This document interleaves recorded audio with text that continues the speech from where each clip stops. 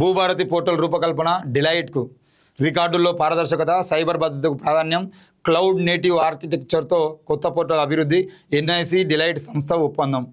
మరి భూభారతి పోర్టల్ రూపకల్పనలో national informative centre ప్రముఖ గ్లోబల్ టెక్నాలజీ కన్సల్టింగ్ సంస్థ డిలైట్ నుంచి సాంకేతిక సహకారాన్ని తీసుకుంది.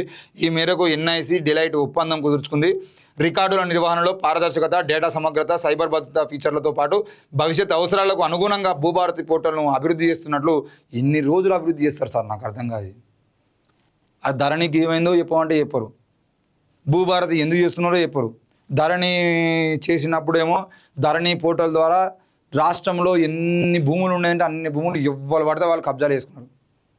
ఎప్పుడో నక్సలైట్ల ప్రభావంతో జగిత్యాల జంగు సైరన్ దగ్గర మొదలుకొని మొత్తం నక్సలైట్ల భయానికి ఊర్లు వదిలేసి వెళ్ళిపోయి 30-40 ఏళ్ళ పాటు ఆ భూములు దళితులు, బీసీలు ఎవరో దున్నుకున్నాయంటే 30-40 ఏళ్ళ తర్వాత ధరణి వచ్చిన తర్వాత వచ్చి మళ్ళీ ఆ 100 ఎకరాల భూముల్ని అప్పుడు పారిపోయినటువంటి వాళ్ళు మళ్ళీ రిజిస్ట్రేషన్ చేసుకున్నారు. ఇది మా తాత పేరు మీద ఉన్నది, ఇది మా అయ్య పేరు మీద ఉన్నది, ఇది నా పేరు మీద ఉన్నది అని చెప్పేసి ఎక్కడికక్కడ భూములన్నీ రిజిస్ట్రేషన్ చేసుకొని వాళ్ళు ఆ దొరలందరూ అట్లా చేసేది. అంటే భూభారతి తీసుకొచ్చి ఆ ధరణి పెట్టినటువంటి సమయంలో మిగిలిపోయిన భూములు ఎక్కడెక్కడ ఉన్నాయి, ఎక్కడెక్కడ ప్రభుత్వ భూములు ఉన్నాయి, ఎక్కడెక్కడ దేవాదాయ శాఖ భూములు ఉన్నాయి, ఎక్కడెక్కడ మూసీ భూములు ఉన్నాయి, ఎక్కడెక్కడ ఏ భూములు ఉన్నాయి, అవన్నిటిని తీసి బయట పెట్టుర్రి. ఇవన్నిటిని మనం ఎంతవరకు కబ్జా చేసుకొని అంతవరకు కబ్జా చేసుకోర్రి.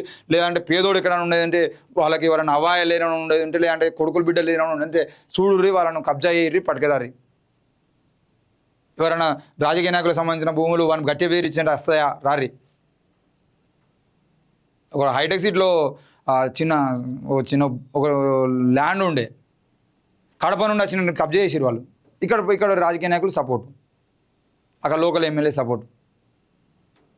ఏంది అని అంటే వాళ్ళ జోలి పోకుతమ్మి పోతే పోని నీకు 2 గుంటల భూమి అని చెప్పేసి ఆ ల్యాండ్ ఓనర్ని బెదిరిస్తారు స్థానిక నాయకులు.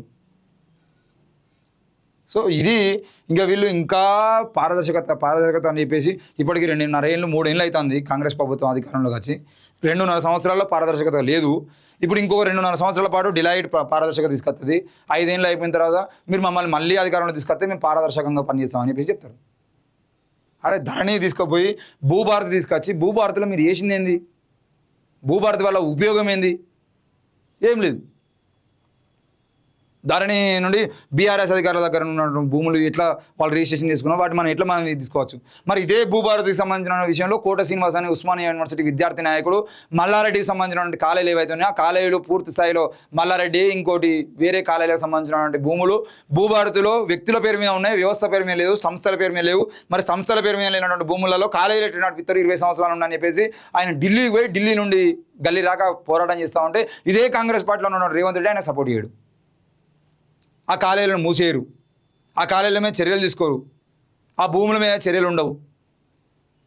20 ఏళ్ళ నుండి ఇంజనీరింగ్ కాలేజీలు నడిపిస్తారు. 20 ఏళ్ళ నుండి ఇంజనీరింగ్ కాలేజీలు నడిపించేటువంటి భూములు వ్యక్తుల పేరు మీద రిజిస్ట్రేషన్ ఎట్లుంటుంది? అది సంస్థల పేరు మీద ఉన్నప్పుడే కదా వాటికి పర్మిషన్లు ఇవ్వాలని చెప్పేసి ఎవరో మాట్లాడిన కోట శ్రీనివాస్కు బెదిరింపులు. ఆయన ఒక విద్యార్థి నేతగా ఉండి 100ల మంది విద్యార్థులు ఈరోజు 1,00,000 మంది విద్యార్థులు ఎగ్జామ్స్ రాసినా ఇంజనీరింగ్ సీట్లు కొట్టాలంటే లక్షల రూపాయలు ఖర్చు అవుతూ ఉంది. ప్రభుత్వ విద్య ఎట్లా బాగాలేదు, కనీసం ప్రైవేట్ విద్యాలు ఎట్లున్నాయని చూద్దామని ప్రయత్నం చేస్తూ ఉంటే ఆ క్రమంలో లొసుగులు దొరికితే వాటిని బయట పెట్టినారు. ఏం మాట్లాడినా కూడా తప్పే.